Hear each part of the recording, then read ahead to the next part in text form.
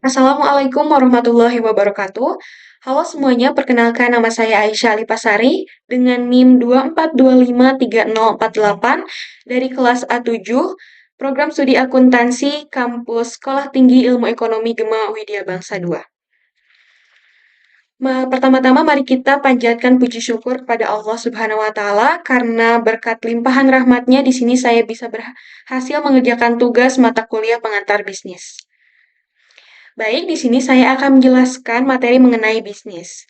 Bisnis bukan hanya menjual produk barang atau jasa dan mendapatkan uang, melainkan perlu diperhatikan beberapa tahap agar bisnis yang dijalankan tidak mengalami kerugian dan bahkan mendapatkan keuntungan. Oleh karena itu, mohon disimak video yang akan saya jelaskan hingga akhir. Baik, pertama-tama saya akan menjelaskan mengenai definisi bisnis. Bisnis adalah suatu organisasi yang menjual produk, barang, atau jasa kepada konsumen untuk mendapatkan keuntungan atau profit.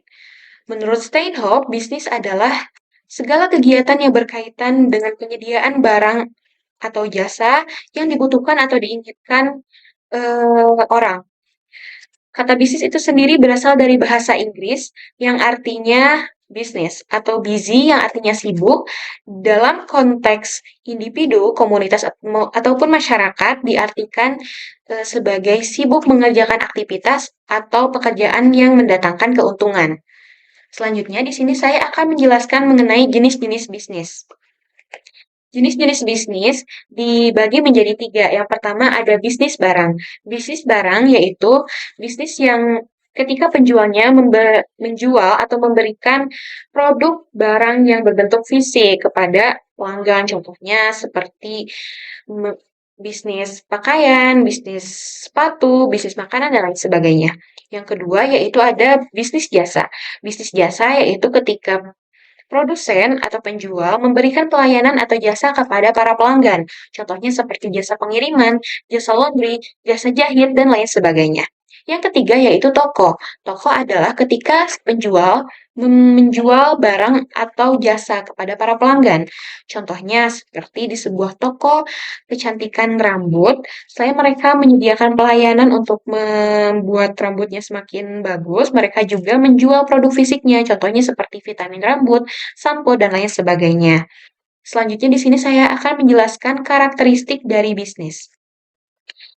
Karakteristik dari bisnis dibagi menjadi 5. Yang pertama yaitu ada bisnis manufaktur. Bisnis manufaktur adalah bisnis yang menyediakan produk fisik dari pabrik baku. Contohnya seperti pabrik mobil, pabrik makanan minuman, dan tekstil.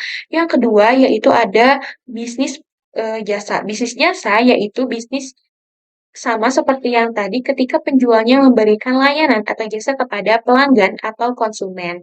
Contohnya seperti jasa pengiriman, jasa laundry, jasa cukur rambut, dan lain sebagainya.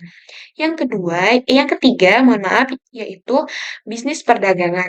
Bisnis perdagangan yaitu bisnis ketika membeli dan menjual dari produsen ke konsumen. Contohnya seperti e-commerce, grosir, atau toko retail. Terus yang keempat yaitu bisnis informasi. Bisnis informasi adalah bisnis yang mengolah dan menjual informasi. Contohnya seperti perusahaan teknologi informasi, perusahaan media, dan lain sebagainya. Dan yang kelima, yang terakhir yaitu bisnis properti. Bisnis properti yaitu bisnis yang berinvestasi dan mengembangkan properti, contohnya seperti agen properti atau pengembangan rumah. Selanjutnya, saya akan menjelaskan mengenai skala bisnis. Skala bisnis dibagi menjadi 3, yaitu ada skala bisnis kecil. Bisnis skala kecil. Bisnis skala kecil yaitu bisnis yang dikelola oleh satu atau beberapa orang, bukan cabang ataupun anak buah perusahaan, dan juga dengan operasi yang masih terbatas. Yang kedua yaitu bisnis skala menengah. Bisnis skala menengah yaitu bisnis yang lebih besar dari skala kecil, namun masih bersifat lokal atau regional. Yang ketiga yaitu ada bisnis skala besar.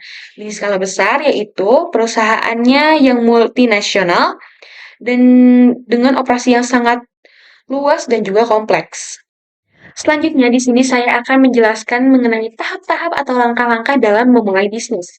Yang pertama, cari ide bisnis. Pertama-tama, mencari tren pasar dan juga peluang usahanya. Akan lebih baik menentukan usaha yang sesuai dengan minat dan keahlian kita.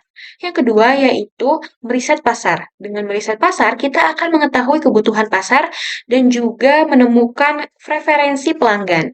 Yang ketiga, yaitu membuat rencana bisnis. Setelah mencari ide bisnis dan juga meriset pasar, tentunya dilanjutkan dengan membuat rencana bisnis secara terperinci dan juga jelas. Dalam membuat rencana bisnis, harus juga ditentukan target pasar, analisis pasar, strategi pemasaran, terus juga struktur organisasi dan juga cash flow keuangan. Selanjutnya yang keempat yaitu mencari modal usaha. Mencari modal usaha sangat perlu karena tanpa modal, bisnis tidak akan bisa berjalan. Selanjutnya yang kelima yaitu fokus pada satu ide bisnis. Dengan fokus pada satu ide bisnis, pengusaha akan lebih mudah untuk menyusun dan juga mengatur strategi yang efektif untuk mengembangkan usahanya. Yang keenam yaitu belajar dari entrepreneur yang sukses. Langkah ini sangat penting karena bisa memperoleh wawasan untuk membuat strategi dan taktik yang lebih efektif untuk mengembangkan usaha.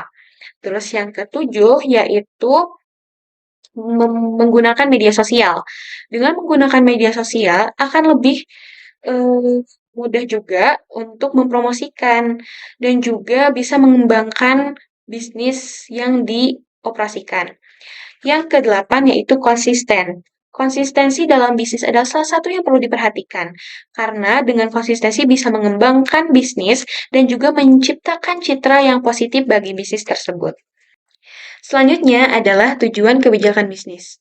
Tujuan utama kebijakan bisnis yaitu untuk menciptakan kerangka kerja yang jelas, konsisten, dan efektif untuk mencapai tujuan perusahaan.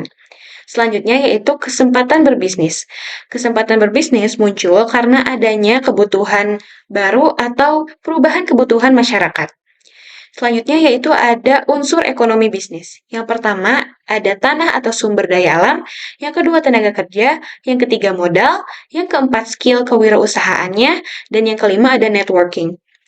Hakikat pembisnis yaitu mereka harus melihat kebutuhan masyarakat lingkungannya dengan proses identifikasi potensi bisnis, bahkan antisipasi atas pertumbuhan potensi dasar.